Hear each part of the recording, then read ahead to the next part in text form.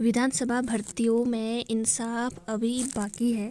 उत्तराखंड विधानसभा में अब तक एक ही पैटर्न पर भर्तियां हुई हैं। स्पीकर रितु खंडूरी ने 2 स्पीकरों के कार्यकाल में हुई भर्तियों को रद्द कर दी है, जबकि बाकी भर्तियों को लेकर इंसाफ होना बाकी है। जब तक इन भर्तियों की जांच नहीं होती तब तक सवाल उठने स्वाभाविक ही हैं। हालांकि स्पीकर रितु खंडूरी ने स्पष्ट किया है कि अभी पिछली भर्तियों पर निर्णय नहीं लिया गया है। उत्तराखंड के गठन के बाद अंतरिम सरकार में स्पीकर रहे प्रकाश पंत से लेकर यशपाल आर्य और हरबंस कपूर ने अपने कार्यकाल में बम्पर भर्तियां की थी। खास बात यह है कि इन स्पीकरों के कार्यकाल में जो नियुक्तियां दी गई उन नियुक्ति पत्रों में किसी नियमावली का हवाला नहीं दिया है, जबकि गोविंद सिंह कुंजवाल, प्रेमचंद्र अग्रवाल के कार्यकाल में हुई नियुक्तियों में तो नियमावली का जिक्र है।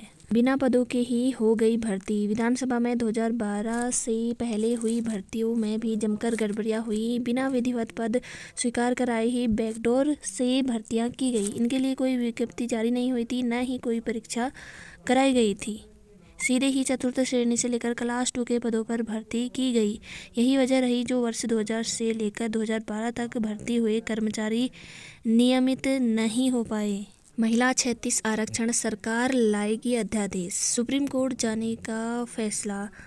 प्रदेश सरकार उत्तराखंड की महिलाओं को सरकारी नौकरी व दाखिलों में 30% 36 आरक्षण को बनाए रखने के लिए अध्यादेश लाएगी।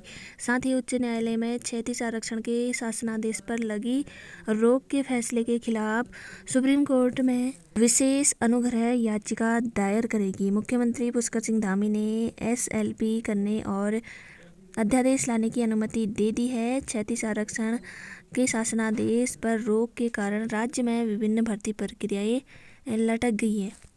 उत्तराखंड PCS प्री में 2638 और अभ्यर्थियों को मिला मौका।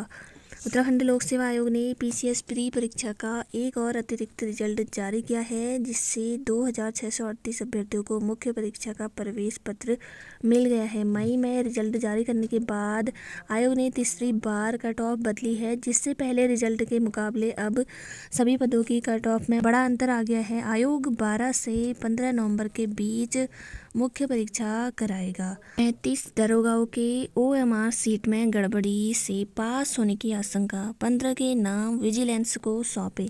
दरोगा भर्ती धांधली में विजिलेंस अब दरोगाओं के खिलाफ मुकदमा दर्ज करेगी।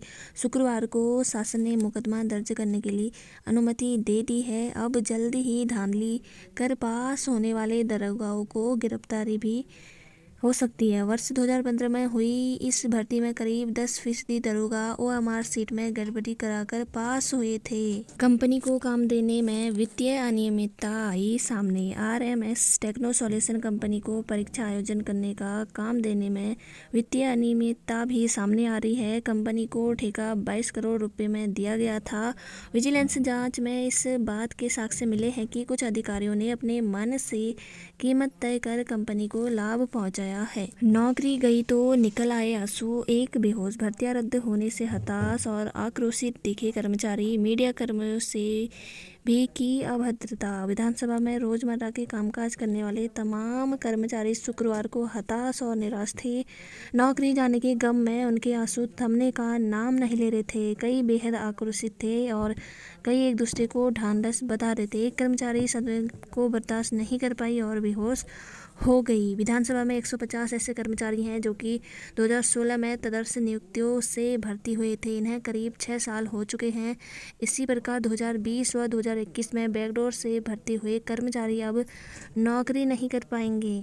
इन भर्तियों में पहले शुल्क दिया, अब उनके आवेदन होंगे निःशुल्क। शासन ने जारी किया आदेश, नई भर्तियों में लिया जाएगा शुल्क। जिन उम्मीदवारों ने अधीनस्थ सेवा चयन आयोग की भर्तियों के आवेदन में शुल्क दिया था, उनसे अब राज्य लोक सेवा आयोग शुल्क नहीं लेगा। केवल नई भर्तियों व नए आवेदकों से ही शुल्क लिया जाएगा। शासन ने शुक्रवार को इसका आदेश जारी कर दिया है। अधीनस्थ सेवा चयन आयोग की भर्तियों में पेपर लीक होने के बाद सरकार ने इसी महीने समूह ग की 23 भर्तियों के लिए राज्य लोक सेवा आयोग को अधिकृत किया था। इनमें से कई भर्तियां ऐसी थी जिनके अधीनस्थ सेवा चयन आयोग की ओर से आवेदन कराए जा चुके हैं। अब इन भर्तियों के लिए राज्य लोक सेवा आयोग नए सिरे से विज्ञापन जारी करते हुए ऑनलाइन आवेदन मांगेगा। पेपर लीक की दागी आरएमएस टेक्नो कंपनी को आयोग ने कर दिया डिबार। उत्तराखंड अधीनस्थ सेवा चयन आयोग ने समूह की भर्तियों के पेपर लीक की दागी लखनऊ की कंपनी आरएमएस टेक्नो सॉल्यूशन को डिबार कर दिया है। आयोग ने यह स्पष्ट किया है कि भविष्य में यह कंपनी किसी भी परीक्षा या अन्य कार्य के लिए पात्र नहीं होगी। जिनकी नौकरी गई उनका कोई कसूर नहीं, मैंने गलत किया, मुझे जनता ने घर बिठाकर सजा दी। कुंजवाल। कांग्रेस की हरीश रावत सरकार के दौरान वर्ष 2016 में विधानसभा अध्यक्ष रहे गोविंद सिंह कुंजवाल ने जहां एक बार फिर अपनी गलती को स्वीकार किया, वहीं हटाए गए कर्मचारियों का पक्ष भी लिया है। उन्होंने कहा कि जिनकी नौकरी गई उनका कोई कसूर नहीं, मैंने गलत किया, इसकी सजा जनता ने मुझे बिठाकर पहले ही दे दी। तो ये थी आज की जानकारी। फिर मिलेंगे नेक्स्ट वीडियो में। जय हिंद, जय भारत।